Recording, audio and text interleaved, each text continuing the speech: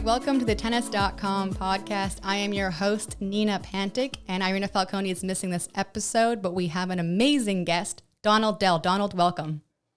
Welcome. Fun to be here today. So for those that might not know, and I can't believe they wouldn't know who you are, I'm going to go through a little brief rundown of things that you've been doing for tennis. You went to college at Yale. You're one of Yale's greatest players ever. Law degree from UVA. You had a pro career. You reached number 5 in the world in 1961.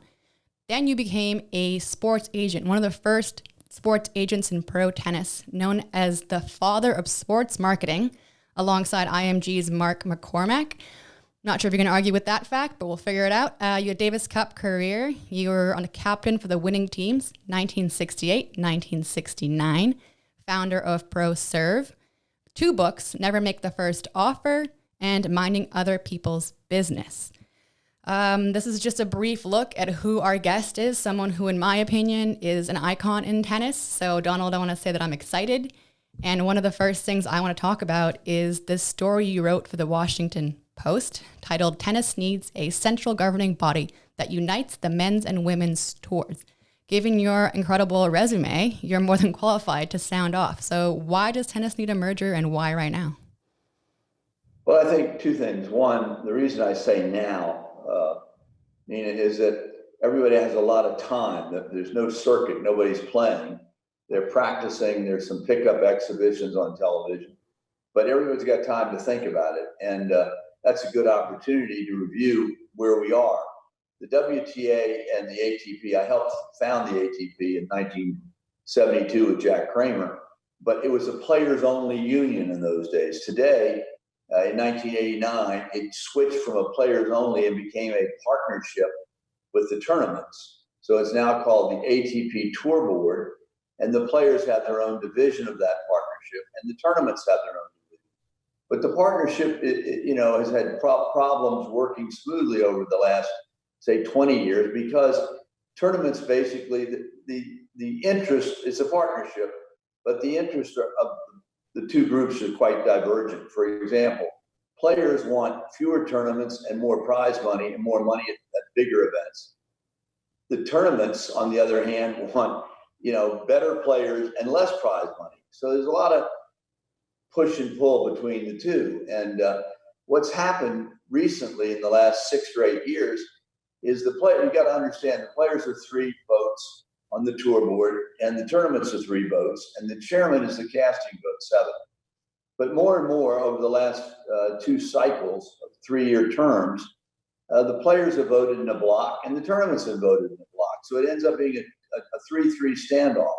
And as a result, the chairman, the last 2 chairmen have come in and cast, the deciding vote several times.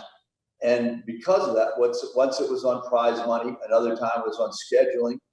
And the players didn't like what the guy voted in, and both chairmen were removed, were terminated, and lost their jobs over a critical casting vote. So to my way of thinking, the game is global. It's an individual sport. It's not a team sport. So you're playing the same way in Australia or India or Washington, D.C., all the same rules, all the same individual, problems and challenges as an individual player. So in my opinion, we should try to merge with the women. It would strengthen the sport. You got to understand where my goal is. My objective is, how do you make tennis a bigger sport, both globally, but more importantly in America? And so if you start with that premise, if you look at it for a moment, tennis being global is number 2 or 3 in every European or Asian country on television. It's 2 or 3. 1 is always soccer. In some places, basketball is growing like crazy. And tennis has always been number 2 or 3 on media. In America, on media, it's number 11 or 12, take your pick. And that's always troubled me and bothered me. So my objective is, how do you build a bigger sport and a better sport? And television is always the key to that. If you could combine the women with the men in one group, you would have a much stronger organization. However, because of the present conflict, where 3-3 votes lead to a casting vote, which the chairman never wants to make because he fears for his job, I think you should have a commissioner's office but it's the office, and it ought to be three of them, three different people, one from the players that they select, one from the tournaments they select, and one from the 4 Grand Slams. So you have 3 different representatives of a combined group. It could be men or women in the office, but you have 3 different offices around the world, one in Asia, one in Europe, and one in America, if you really want to make it a world global sport. Now that sounds very complicated, and it may be very hard to do because you want to pick objective people. Right now, right or wrong, everybody sitting on the ATP Tour Board has an inherent terrible conflict of interest. The tournaments are all there representing tournaments. They all have an interest to protect themselves. The players are representing a group of players on the council. They want to represent and do the best, or they get fired by their council and they're not renewed. So how do you get a really impartial, objective group? And I think one way to do that is to merge the two and then pick your delegates very, very selectively. And they could be on for 5-year terms with an option to terminate or renew. I'd like to build longevity into the program, and I'd like to build longevity and objectivity. And if you had that and you made it global rather than just really in America, what we're talking about, ATP is global, the WTA is more and more global, you'd have a bigger sport and you'd have a better, more exciting sport with instant decisions being made and fair and objective decisions. And I think that would all lead to a better, broader telecast. Realistically though, what would the time frame be for something like this to come together? As someone who's seen the founding of the ATP Tour, when someone says, you know what, let's try and do a merger like this, realistically, what would a time frame look like? At 5 years? Come down to the 6 people on there. If players together with tournaments really wanted to build a broader base of objectivity and a broader base of management and governance, they could do it. But it would certainly take a year or 2, because first step, you've got to get the men to agree to have the women combined in one uniform, integrated body. And many of the players on the tour today, they don't want to say it publicly, but they fight men and women co-ed tournaments, for example. We had a huge battle to get the women in Washington. And the Tennis Channel, actually, and Ken Solomon, they were big leaders in getting that done. Ken is a big advocate, as you probably know, of women's tennis. And we started a tournament in Washington with men for 40 years called the Citi Open. And then suddenly, when Citi became the new title sponsor of both, they said, we want a women's event. 51% of our clients are women, and we'll come in and sponsor for a lot of money, a title sponsor for both events, if you ensure that we have a women's tournament. So about 9 years ago, we added women. And because of the calendar, we could only add sort of a mediocre $250,000 women's event, not a $700,000, which we compete against one in the San Francisco, Stanford area that competes with us. But we found very quickly, and really a little bit to my surprise, the women became a tremendous drawing card. And people in Washington who have been going to a men's only tournament for 40 years were very adamant about keeping the women, growing the women, building the women. And of course, our biggest problem with that was the ATP men. They wanted priority on the courts, on scheduling, on prize money. And they said, look, we built the event up for 40 years. They can't just come in and ride on our backs. And I said, well, let's integrate it in a positive way. So every year we chip away at the problem, but it's not something that the body of the ATP is saying, we want and need a women's event. They don't. And yet, if you looked around the world, the most successful tournaments in all tournament play professionally are integrated men and women events. It sounds like a merger would kind of help fight for the battle of equality that the women's tennis and women's sports have been fighting for. But I also want to ask you, what is the status of the 2020 Citi Open? I don't know how much you know or how much anyone knows. What's your take? I think it's probably about 2080 that the tournament will be held this year, because ironically, it is the first date that is still open. They haven't made a decision whether or not to cancel. They've canceled Atlanta, which is the week before, and they've canceled Winston-Salem, which is the small tournament right before the U.S. Open. The U.S. Open is trying like crazy. It's probably 50-50. They're trying every way to find a way to continue. I believe that what will happen is they'll probably start in either Toronto or Cincinnati if there's any men's play leading into the U.S. Open. The problem with the U.S. Open or the whole American season, you got to bring all the players over from Europe. I mean, the men's players dominate in men's tennis. The women's players, the Americans are very strong in women's tennis, which is another reason why I think the WTA will get stronger and stronger. Because let's face it, in a global sport, you have to have an American market if you want to be successful on television and in sponsorship and media. Hey everyone, you're listening to the Tennis.com podcast with special guest Donald Dell. He is touted as the first sports agent in pro tennis and the father of sports marketing, with so many stories to share. Keep listening. But you've seen a lot of not easy things get done in the past, and I want to pivot a little bit here to your Davis Cup captain years. In the 1960s, you led the U.S. team to 2 titles.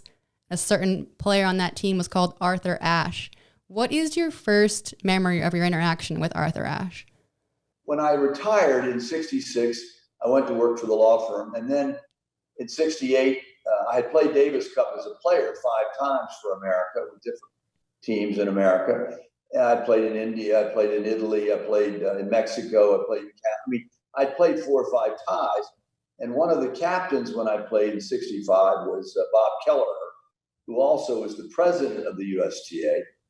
And when he became president in 68, one of the first things he did was he asked me to be the Davis Cup captain, which was a shock because I was 29 years old. I was in a law firm, and I was really the youngest captain they'd ever selected. So I went to Arthur Ashe and Charlie Pasquarello. Charlie Pasquarello in 67 was ranked 1 in America, ahead of Arthur.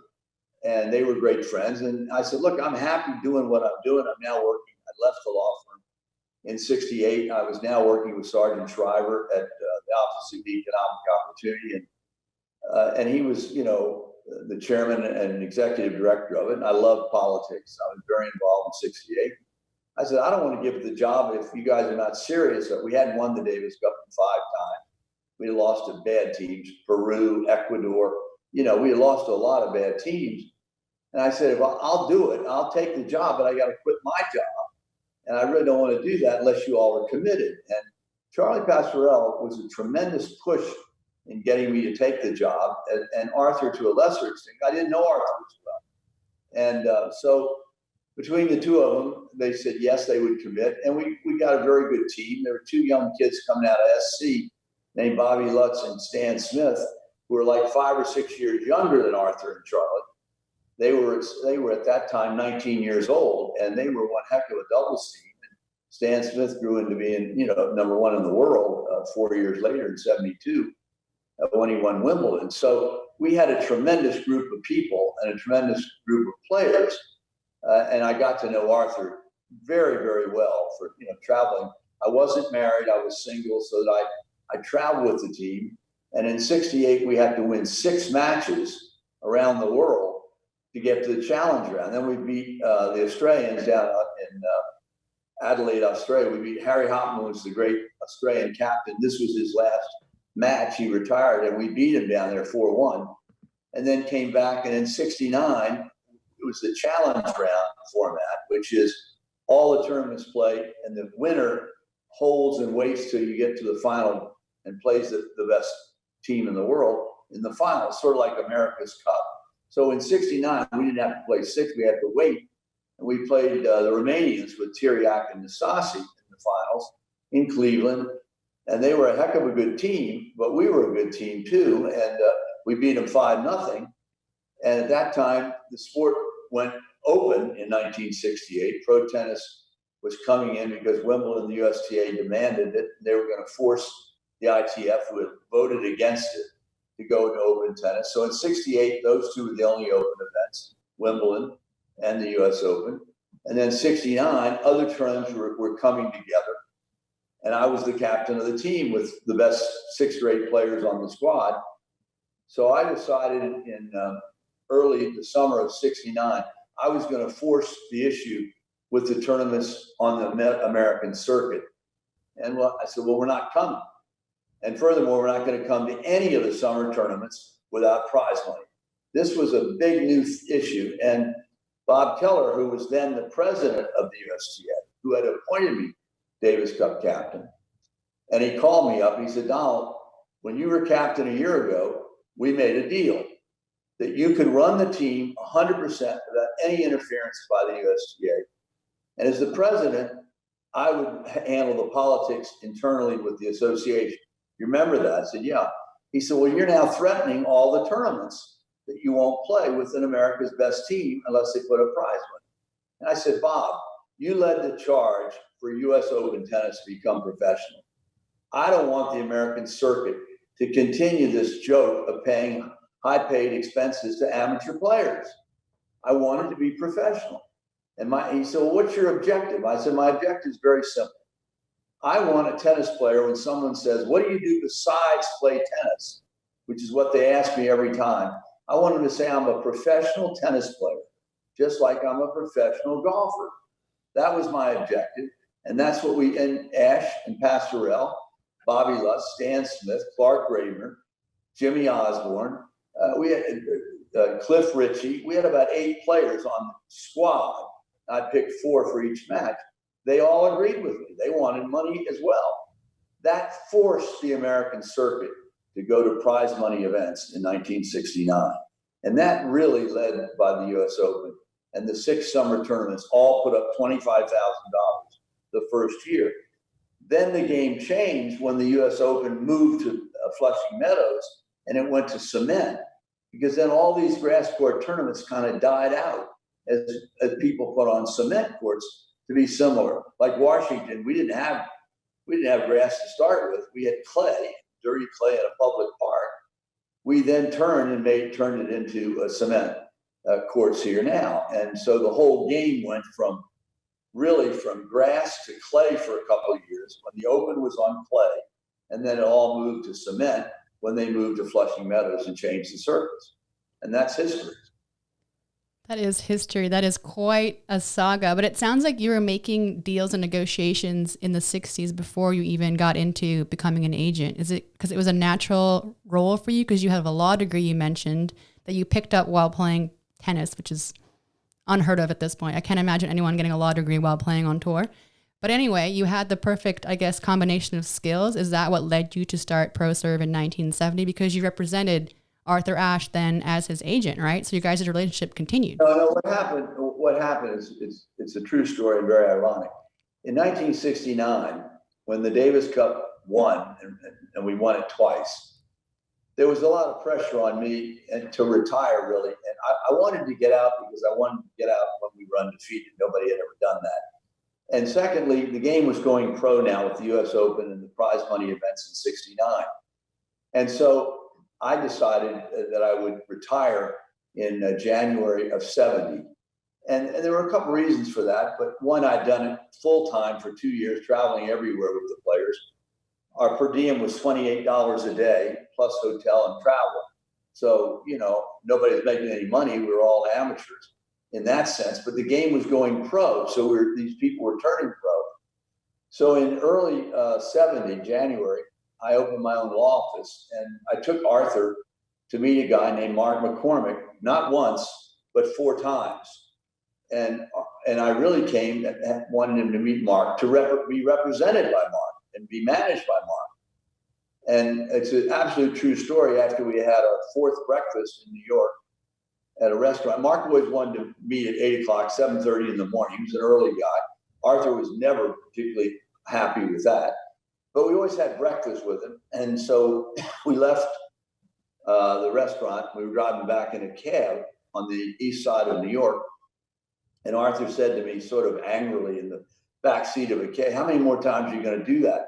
And I said, do what? And he said, you're always taking me to meet Mark McCormick. We've gone there now 3 or 4 times. And I said, well, I think he should represent you. I think he'd be the best for you. And, he's going to make you the most money. In '68, he signed John Claude Killy. He was running the Olympics marketing and television. He had three guys named Palmer, Player, and Nicholas in the world of golf. And he was head and shoulders above everybody. And so we were driving down this east side. I'll never forget it. And he turns to me and says, "Why don't you do it?" And I said, "Why don't I do what?" He said, "Why don't you manage me? Why don't you be my lawyer?" I said, No, Arthur, I'm going back to Hogan and Hartson, and I'm going to be the next Clarence Darrow. I want to be a trial lawyer. I don't want to manage a lawyer.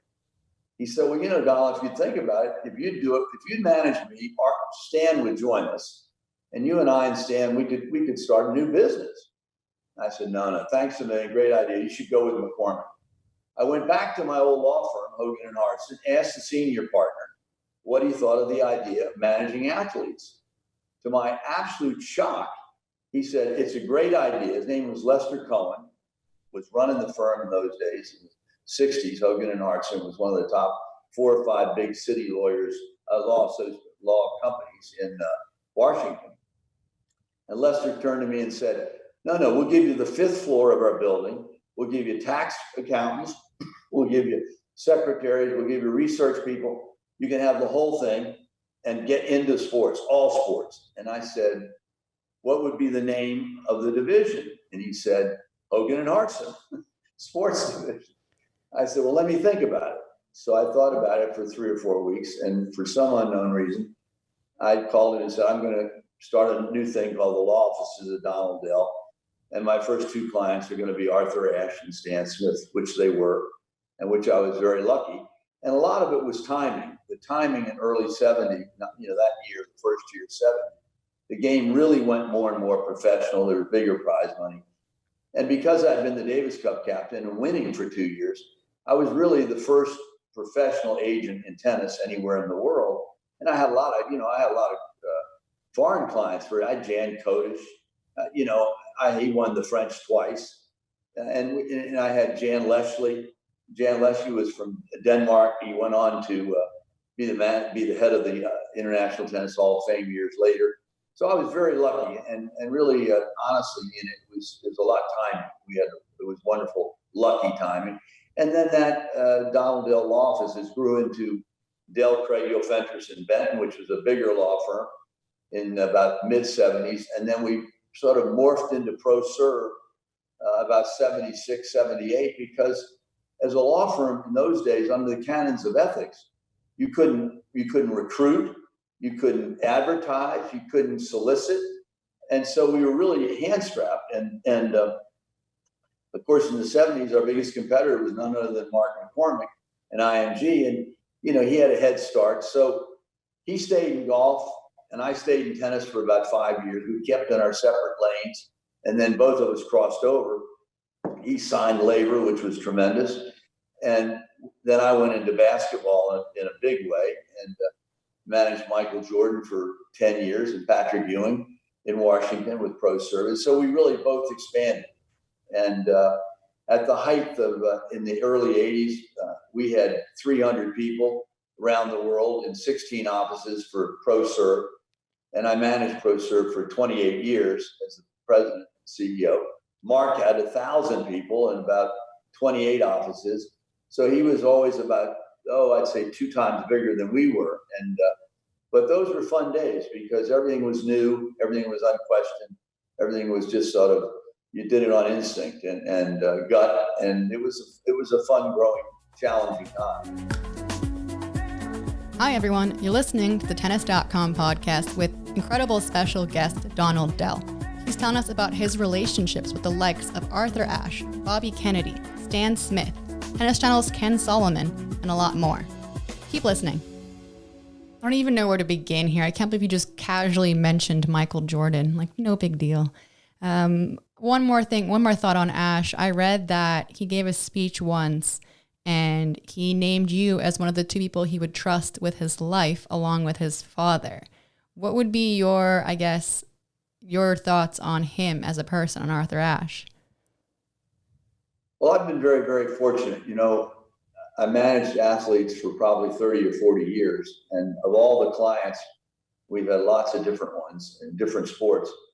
I would say Arthur was by far the most unique.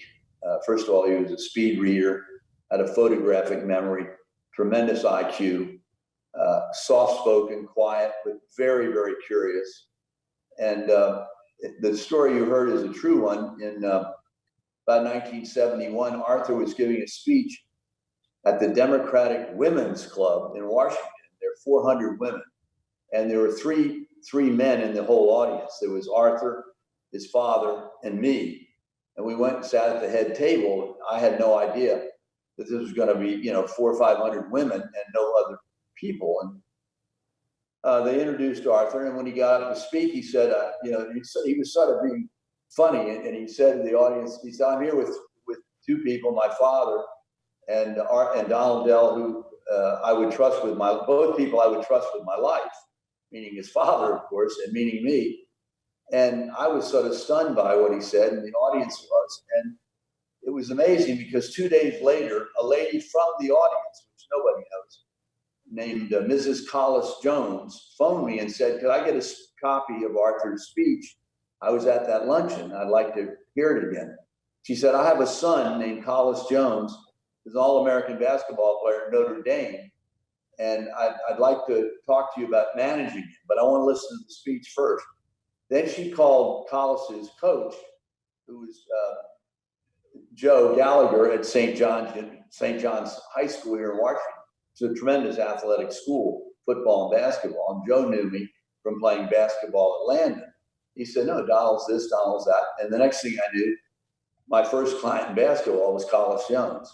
And he was All-American at Notre Dame for 2 years. He was drafted #1 in the NBA by Milwaukee, who had just won the championship that year with Kareem Abdul-Jabbar, who was in Milwaukee before he went to the NBA in LA.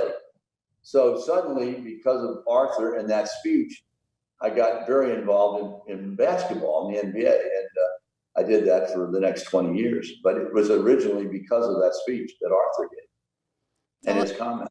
It's all about who you know. It sounds like the relationships are more important than anything else. At least that's what I've come to understand here. Since we've talked about Arthur. Go ahead. Talk for a second about Arthur, because he was probably, and people always say to me, "Who's your favorite athlete?" And Stan Smith and I have been together for 47 years. Both Arthur and Stan were on a handshake. We had a letter agreement for 1 year when we started in 1970. They both had the identical same 2-page letter agreement. They both expired in 71. And Arthur and I went on for 23 years on a handshake. And Stan and I are together 47 years later on a handshake. And that tells you a lot about the character of those two people. But I would say about Arthur, he was one of the strongest, quietest characters that you would ever meet. And he had very strong beliefs. And the reason for that was his father. His father was quite a guy, a phenomenal man in Richmond. He was a retired policeman, and he also worked in a place called Byrd Park. And he was sort of the guy who took care of Byrd Park. And it was a public park in Richmond, Virginia. But Arthur was not allowed to play tournaments in Byrd Park because he was black. So when I became Davis Cup captain in '68, the very first thing I did, our first match was against the British West Indies, an all-black team. And guess where I scheduled the match? Byrd Park, Richmond, Virginia. That wasn't by accident.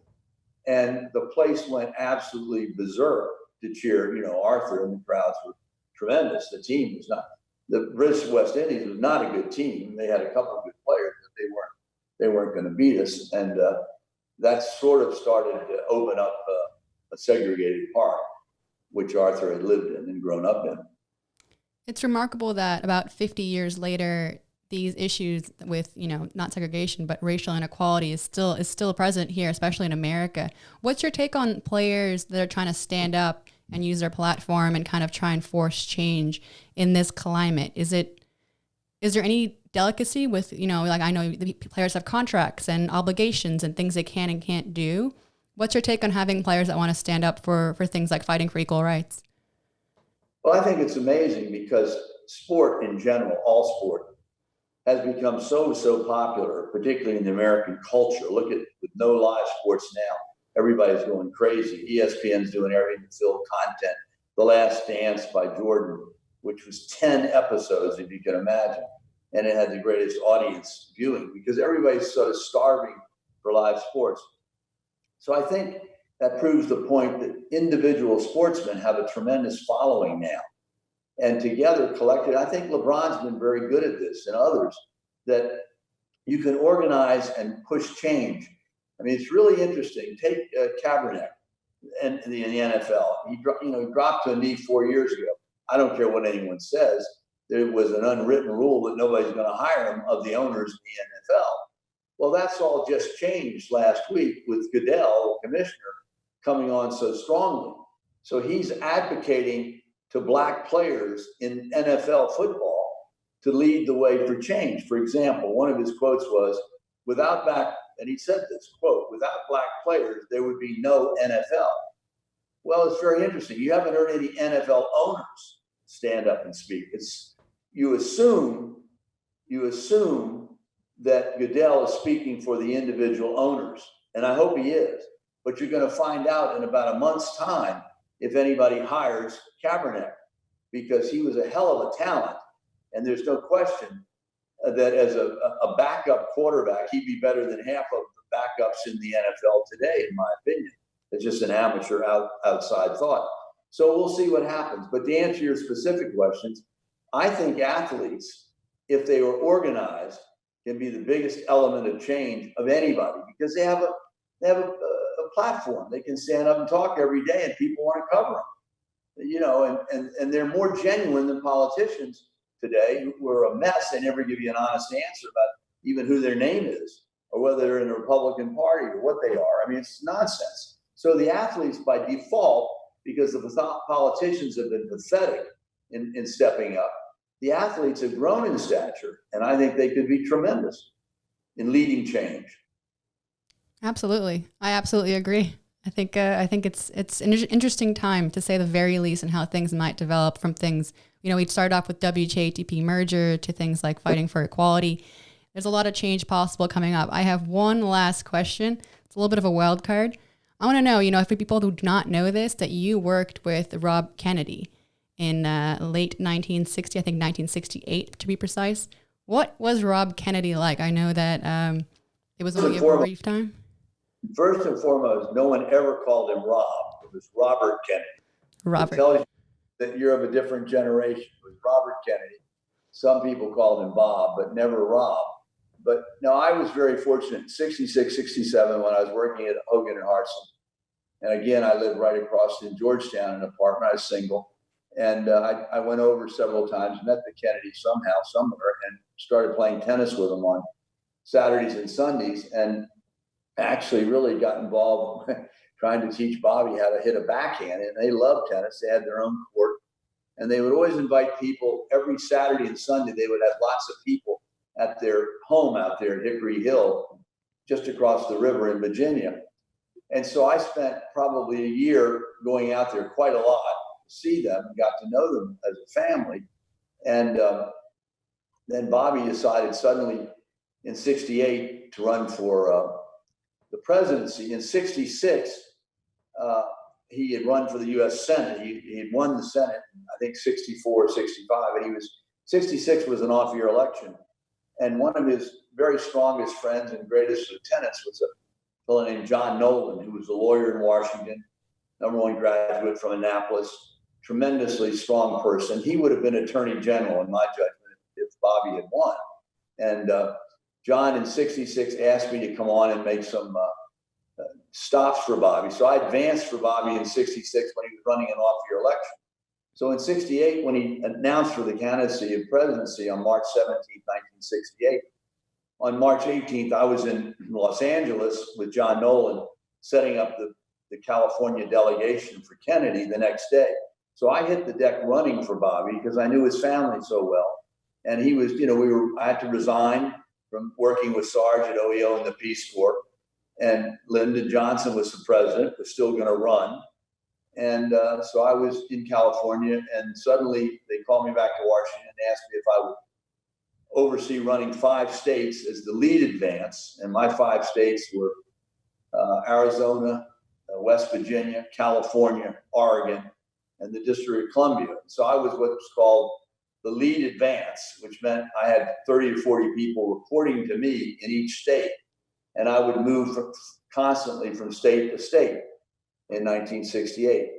And also the only problem with that was also the Davis Cup captain in 68. So I was switching jobs back and forth, but they were really exciting, fun times. And certainly I got to know Bobby, and I had a big advantage because I could walk into any hotel and go up and see him any time of night. And, in politics, it's all about access. And people used to, this thing that they said with Bill Clinton, friends of Bill Clinton.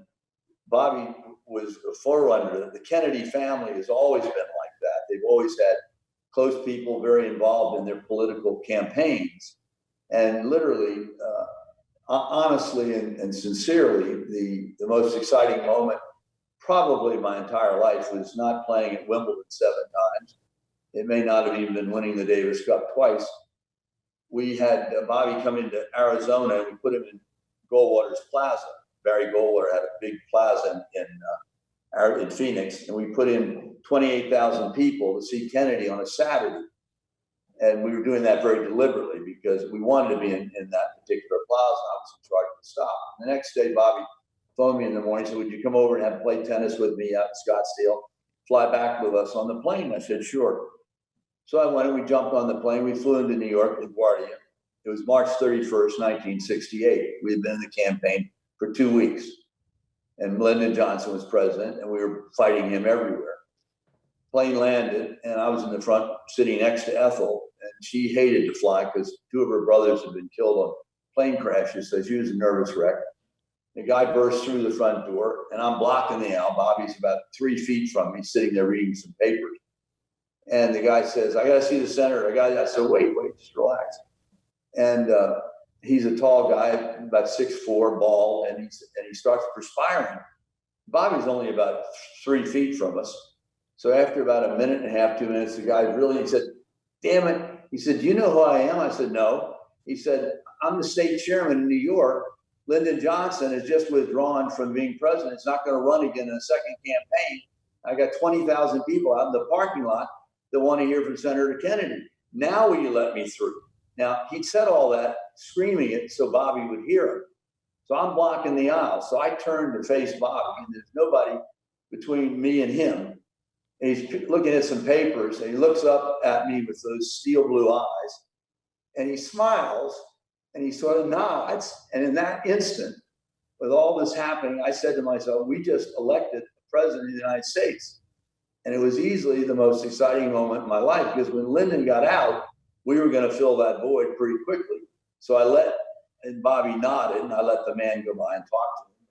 And I'll never forget Ethel saying to me as we were walking through the parking lot, she said, now everybody will be back from Jack's staff. He said, Kenny O'Donnell, all the guys from Boston, Massachusetts, the Irish Mafia. She said, they've been sitting on the fence for 2 weeks because they didn't want to fight a president in Johnson. Now, with him out, they'll be back.